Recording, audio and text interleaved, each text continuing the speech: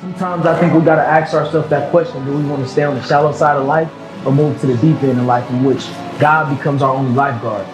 Willing to be yourself in the sight of people, no matter what people think. I think that's what it's all about. Welcome back to the channel. Don't forget to like, comment, and subscribe, and just keep rocking with your boy. I appreciate every single one of y'all who's tuned in.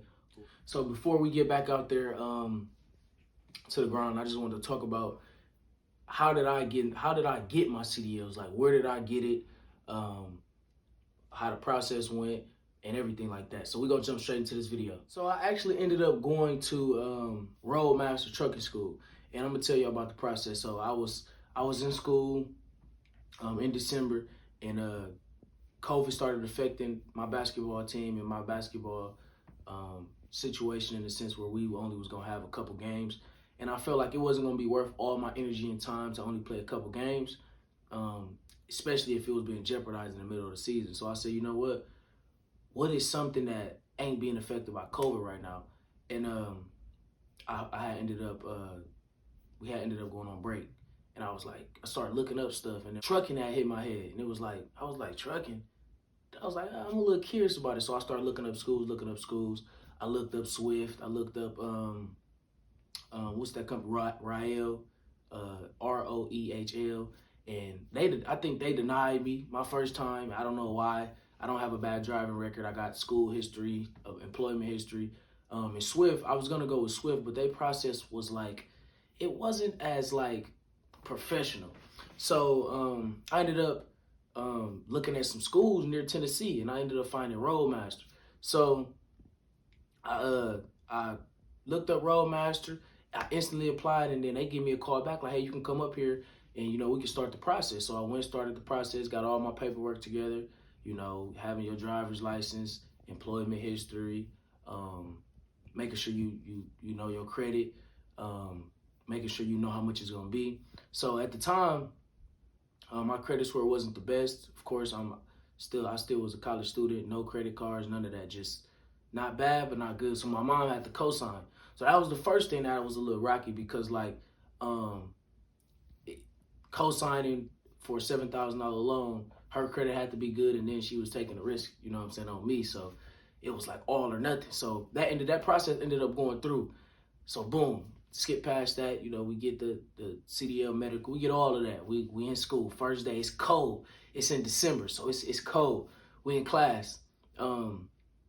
They tell us, you gotta go get your CDL first. So we study for the first 3 days in class. We get our CDLs. Like me and my classmates, we was all cool. So I passed my CDL permit on the first try.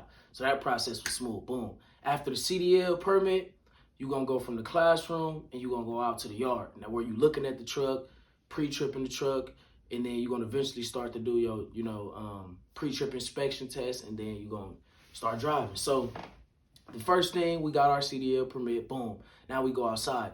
As we go outside, there's other classrooms in front of us. You got guys who didn't pass. You got guys who just completely finna be done with this whole process, because it was getting tough. And then you got guys that's just, getting in, they getting out. Some coming up to you like, man, do this. It's my last day today. So it's like exciting, a little nerve-wracking, because you're like, like, are you guaranteed to pass? Like, you took out this loan, are you guaranteed to pass? So next thing you know, we start the pre-trip with different people out there who teach you the pre-trip. They teach you about the truck, and you just study. So you come in, man, you get there at 6 a.m., you don't leave at 6, and it's cold. You get one lunch break. So it was like a full-time job, full 12-hour job. A lot of us had to leave our jobs and just kind of be there off of money that we saved up. So it was somewhat of a process. And so it was really a process. Like, you couldn't be late. If you was late 3 times, you was dropped from the program. Roadmaster was very strict and tight. But we gonna get back into it. So you got the pre-trip inspection. You got to study that every single day. And then what you got to do is you got to basically recite it to, your classmates or somebody else, because you got to wait on the instructor. You got like 6 or 7 instructors with so many students. So you kind of just got to get in where you fit in there. So if you're not more of a like someone who need to be like personal with a instructor, it would have been really rough out there for you, because it's all like, you know what I'm saying, self-based for the most part, because an instructor or someone can't give you their time because they have other students who about to get ready to pass, who just completely need the most help at the time. So that was like, that's why I said, out there in the cold weather, sometimes I would get so cold, man, I would be like, man, I'm finna quit. I would go to my car, like, man, is this gonna be worth it? Because I knew nothing about trucking. I didn't know how much money was into it. I just knew like, well, college basketball right now at this moment, or do something that's gonna help me in the long run, because they said trucking is good and it's not affected by COVID. So we're gonna fast forward. I ended up passing the pre-trip inspection. We move on to the next level. The next level is maneuvers.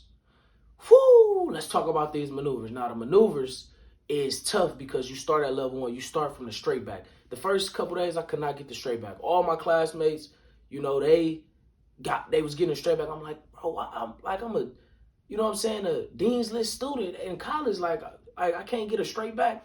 So, you know, I would get frustrated sometimes, and you know how you can, emotions rocky, but I ended up getting a straight back. I was still not so good on the straight back. And you know, the straight back is the first thing you need, because every maneuver goes into the straight back. So I was very rocky right there at first. The instructor I had, he was funny, but he wasn't hitting the nail, you know, on the coffin. So I got a little bit of the concept, but I didn't get it. So we move on to another instructor where, you know, they teach you the offset and so on and so forth.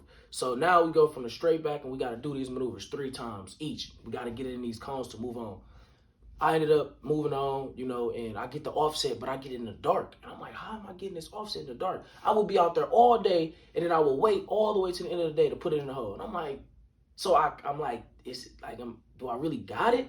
So we get on. We move on to another instructor. We do the offsets. We keep practicing.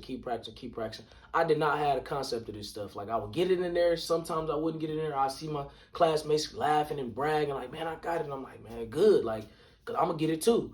And we move on to you know, one of the last instructors, or the last individuals. And this particular individual name is Lamarcus Man. Great guy.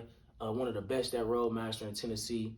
And I stayed with him, man, by the grace of God, and he ended up helping me get the whole concept of the 90, the offset, and the straight back. So I ended up getting it. Let's fast forward. So now it's test time. You know, that's after long nights, going home, like, man, telling my mom I want to give up, studying that pre-trip, just beating it in my brain.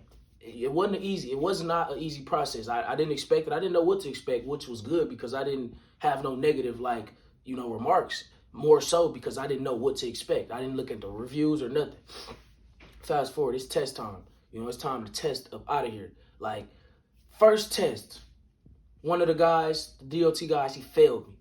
Completely failed me on the DOT pre-trip, which he said I said 1 PSI instead of 4 PSI. You know, you can't lose no more than 4 PSI per minute. And he said I said 1. So it was cold out there. It was raining. I'm excited. I'm nervous.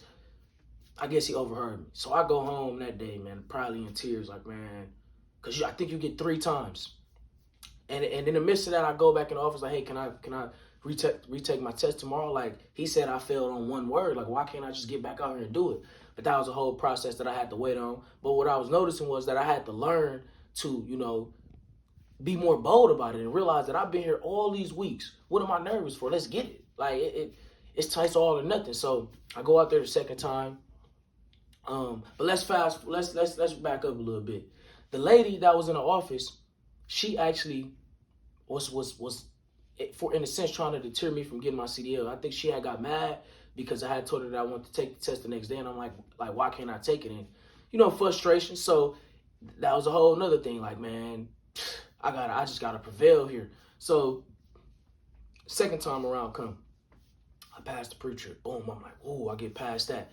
And he tell you when you get in the cab, so you don't even know at first.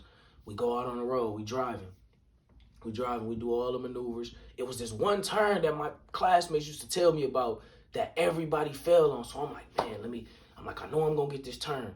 I'm prepared for it. I'm extra prepared. So I turn extra wide.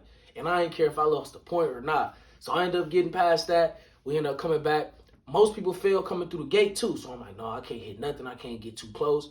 And I just remembered from failing that first time, like, I'm not failing this time. So we get all the way back, and he finally said, young man, you passed. So I'm excited. You know, I got this CDL. I'm like, let's go.